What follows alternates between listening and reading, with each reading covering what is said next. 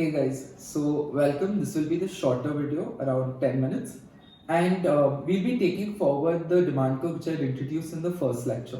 So if you haven't watched it, we'll be releasing a shorter video of it very soon. So you can just watch that before you want to watch this or whatever is convenient for you.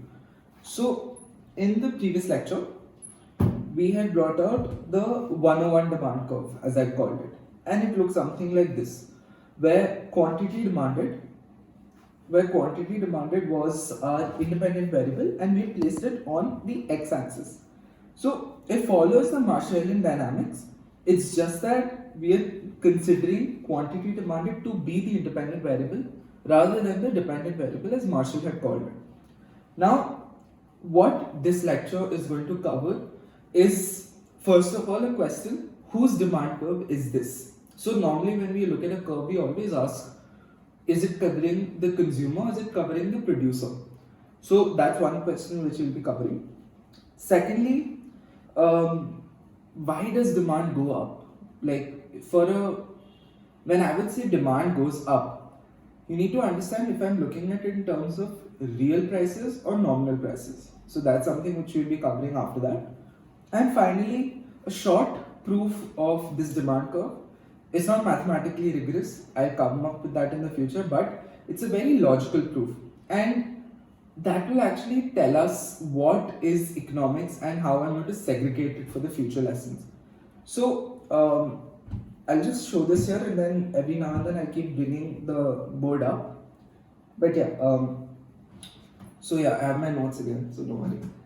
So the first question, that is, whose demand curve is this?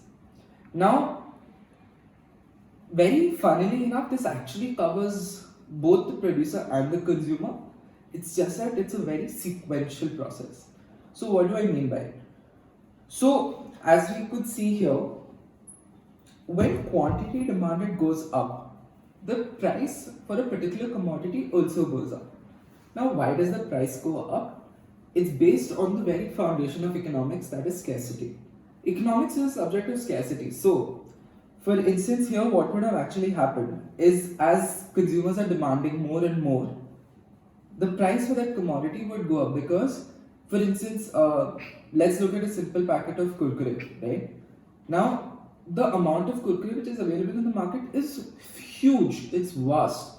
But if everyone starts demanding it, that is, if this quantity demanded keeps going up, the number of packets which are there and the number which the market can actually produce, there's a cap on it. That's why as we go up and as we're reaching that cap, producers have to start charging more so that they can at least reduce the demand which is there for Kurkure. That is why the price goes up. Now, this one curve covers both the consumer and the producer, but I'm going to call this as the consumer's response curve. What do I mean by that? As the consumer starts demanding more, so the consumer is the first player here. The producer increases the price, right? So that's the first question. Whose demand curve is it? It belongs to the consumer. And as we look at it in a little more time, we'll see that it's also a producer's response curve. That's the first question. Second question, why does demand go up? Now, there are two ways to look at it. I'm not going to be looking at it in terms of nominal prices because nominal prices is always related to inflation and what the price of that commodity is in the market. A simple example, if I have 100 rupees with me and the price of that Kurkure packet today is what, 10, so I can buy 10 packets of Kurkure. Now if the price goes up to 20 and at the same time my income also goes up to 200, I can still buy 10 packets because 200 by 20, all of that, right? It's just that even though here my demand technically has gone up because the amount I'm spending on Kurkure has increased, it doesn't mean that my utility derived from it actually goes up. Because at the end of the day, that Kurkure, whether it was a 10 rupee packet or a 20 rupee packet, obviously with the same quantity inside, it's going to give me the same utility. There's no difference in that because utility is a psychological concept. So whether I consume a cheaper packet or a more expensive packet, at the same quantity, it's not going to change my preference towards it. That's one thing. And why would my preference not change? Because my income has increased in the same ratio, right? So that's the first thing. So we are going to look at it from a real perspective. So there are two cases where your thing for that where your demand for that kurkure goes up. So the first thing is where your real income goes up. Now, real income going up is it's a very difficult situation because you'd normally not see a instance where your real income goes up, because income, as you can see for government salaries, there's always something known as a dearness allowance, and that takes into account the market inflation, so the fluctuation of prices. So your income is technically going up, but it's going up in the ratio of your inflation. So when my real income goes up, my ability to consume more also increases, right? And when real income goes up, there's a lot of money creation which is taking place in an economy, right? Okay. So let's explain why this demand curve actually satisfies the first situation where my real income has gone up. Now we'll stick with the same commodity of kurkure, but let's just forget commodity for a minute. Normally, if my real income goes up, it means that I should be able to rather consume more and more of kurkure. And it really doesn't matter what the market price is, because I can just keep consuming as much as I want because my income has gone up. But what I need to remember is that beyond a particular point, I don't want to consume kurkure because of the law of diminishing marginal utility. The amount of utility I probably get with 2 packets. The moment I go to a third packet, I'm done with it. I do not want to eat the kurkure. Now, that is essential. The idea that our utility decreases over time is essential to remember, because. So, let's take a quick example. Till here, I had spent probably 50 rupees. Now my real income has gone up. I can technically consume 100 rupees worth of kurkure. But by the time I reach 50, I'm like, you know what, I don't want to eat kurkure anymore. That remaining 50 rupees goes into something which economists call as your investments or your savings. And we'll look at it in the further that there are various identities for saving, investment, all of that. It's just that it is essential that that money gets deviated towards investment and savings, because that is the one which leads to capital creation, which further leads to your real income going up. So remember, why can't I just keep consuming more and more? It's because I have a capacity as to how much I can consume, and hence I stop beyond a particular point of time. So the next bit is where we are looking at a very specific type of good, and that's a inferior good or a different good. So if kurkure was something I wasn't really interested in consuming before because it's below, like for instance, I'm consuming, let's say, Doritos, and suddenly due to the fact that my parents' income has actually reduced, I can't consume Doritos anymore. So I start moving towards kurkure, and because I was getting more utility from Doritos, I consume more of kurkure so that I can reach that utility level which Doritos was giving me. But again, we are looking at the idea of scarcity here. The market wasn't aware of the fact that kurkure is suddenly going to have a surge in its demand. So the number of kurkure packets which were actually available in the market was limited. So till a point, the price of that kurkure was stagnant, and beyond that, we have to increase it. So let's just cover the last part of the video. The last part of the video is what I called the response curve. So we've answered the first two questions. Let's just look at the last question. It'll be a little long, but don't worry, I'll cover it in a few minutes. So the first thing is the sequence of demand curves, right? And we are going to follow the 101 demand curve here. So here, as we see, quantity demanded is on the x-axis, price is on the y-axis, and they follow mathematical standards. That is, quantity demanded is an independent variable. And as we saw with the two cases that I explained, quantity demanded, as it goes up, price will go up due to scarcity. Now, as price goes up, what do you think actually happens? For a producer would obviously want to sell more, but Given the fact that there isn't a lot to sell, he or she rather, is forced to increase the price of that commodity.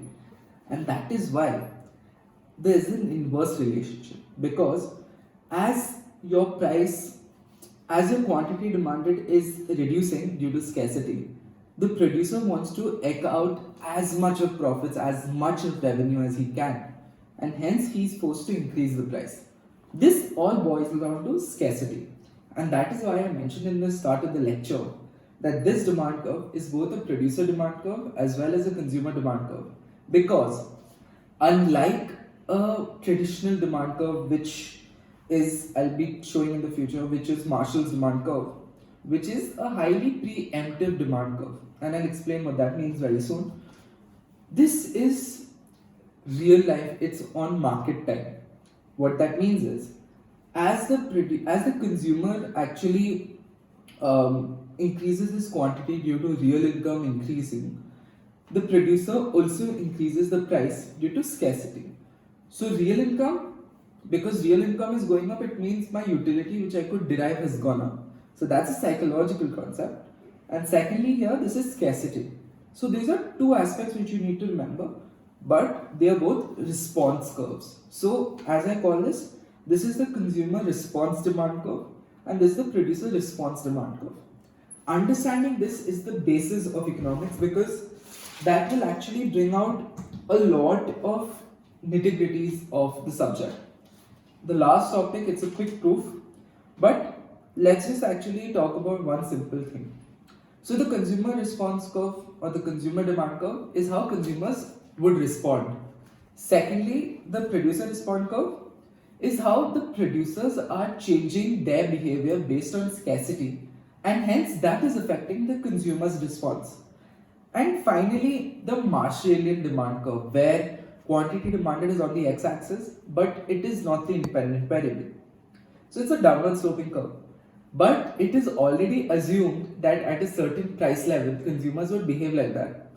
Now, very interestingly, the Austrian School of Economics, which in recent times has been one of, a lot of economists have actually criticized the Austrian school due to its lack of mathematics and rigorous proofs, has actually contradicted the basis of English economics or American economics, right? For lack of a better term.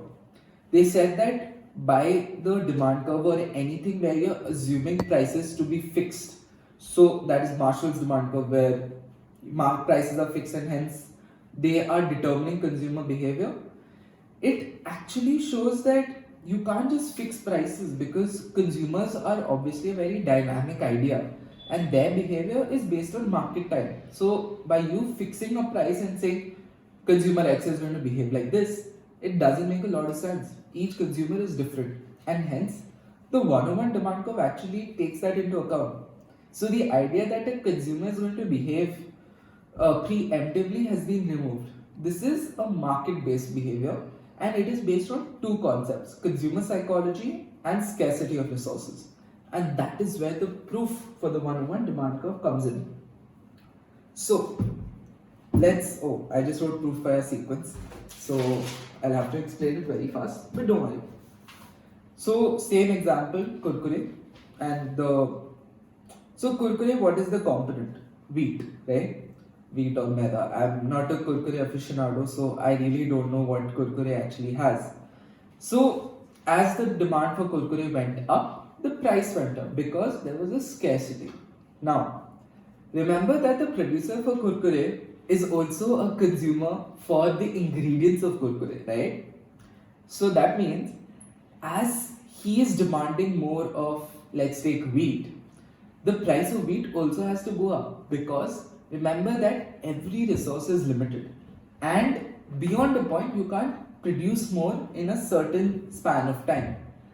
As much as I can say technology is evolving, you can't evolve technology within a day. That means if I am producing, let's say, 30,000 tons of wheat in a particular harvest season, I can't produce 31,000 tons of wheat like 2 days afterwards, because it is impossible due to seasonal fluctuations, harvesting, cropping, all of that. These are all fundamental ideas, and this is where it all boils down to.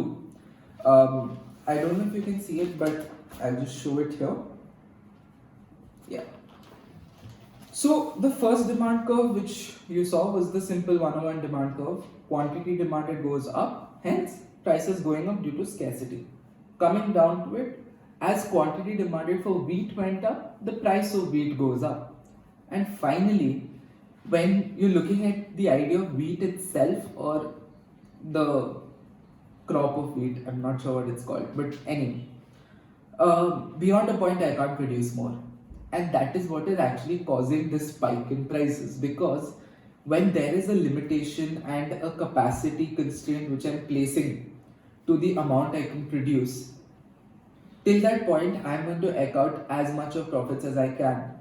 And remember, this is not an exploitative scenario, because we have gone with the assumption that real income is going up. It is only due to a real income increase that the demand itself can go up. And yeah, that is the proof, a very sequential proof. But we boil down economics to two ideas, that is economics based on scarcity and economics based on psychology. And your divisions in economics, the subject of economics comes from that analysis. Yeah, so that's the lecture. I know the last part was a little hurried. So the next lecture, what we'll be looking at is the idea of a progressive demand curve. So the 101 demand curve is what I would call a progressive demand curve, because it is looking at various responses from different stakeholders. So yeah, in the next lecture, we'll be looking at the progressive demand curve. Thank you very much for watching the video. I'll see you in the next lecture.